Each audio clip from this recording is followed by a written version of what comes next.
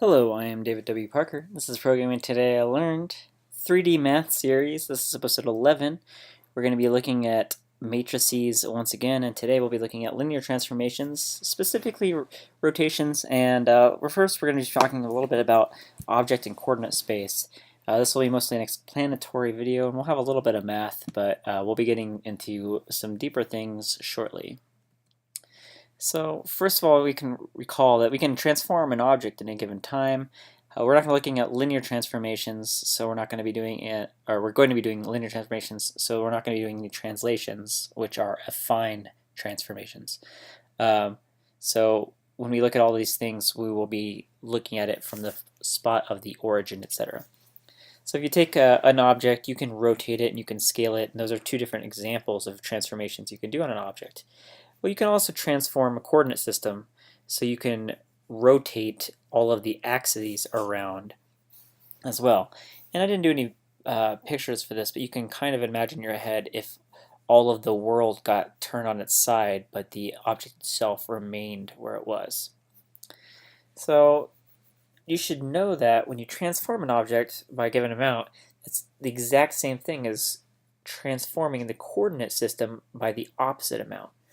So if you had, say, a car that was on a 45-degree angle and the axes were up and down, if you were to rotate those axes 45 degrees clockwise, then the car would now be parallel to the ground, even though the axes are transformed.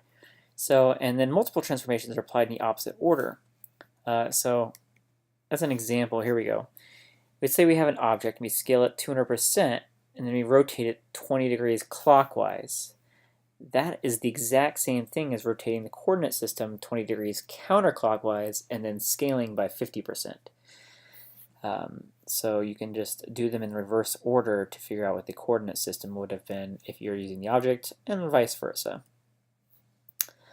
So we're going to get a little more detail about different types of transformations. Let's start with rotation. So rotating in 2D, you get to recall we're rotating around a point. We're going to be rotating around the origin right now since we're not doing any translations. We only care about one parameter, theta, which is the amount of the rotation. When we're rotating in 2D, counterclockwise is normally considered positive, while clockwise is normally considered negative. So if we have a couple of basis vectors, we have the p vector, which is 1, 0, and the q vector, which is 0, 1, rotating counterclockwise, so positive. The new values, p prime is going to be cosine theta, sine theta, and q will be negative sine theta, cosine theta. And that's just basic trigonometry. If you draw that out, you can see and calculate, if you have that angle theta, how much each side is, because you're just drawing triangles. So if we now have a matrix that we can compute of r of theta, which is p prime q prime, and then you can see here it's cosine theta, sine theta, and then negative sine theta, cosine theta. In 3D, we need to know about the axis, and we need to know which axis we're using. The standard way we do this is the left-hand rule. If you recall, left-hand rule is when you put your hand in a thumbs-up position, and the thumb is pointing towards the positive end of the axis of rotation.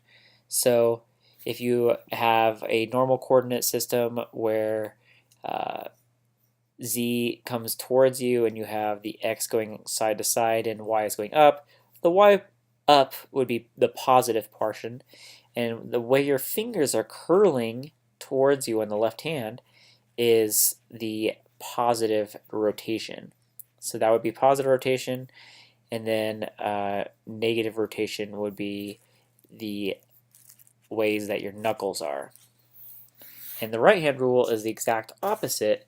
So if you put your right hand up and you do a thumbs up, that would be the positive on your right hand, and then the rotation would be the same with your fingers. So exact opposite.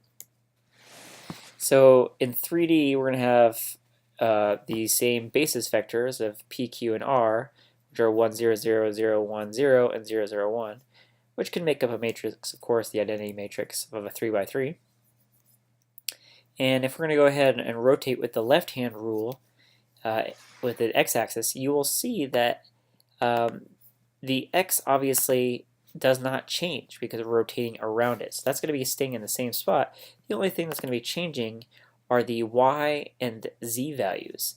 And this should be familiar to you. You could see that we're, again, cosine theta, sine theta, and negative sine theta, cosine theta.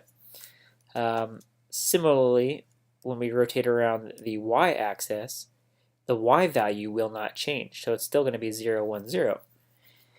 And we'll still have the cosine and cosine theta, negative sine theta, but they're going to be slightly different because of the the x and z values of where they are.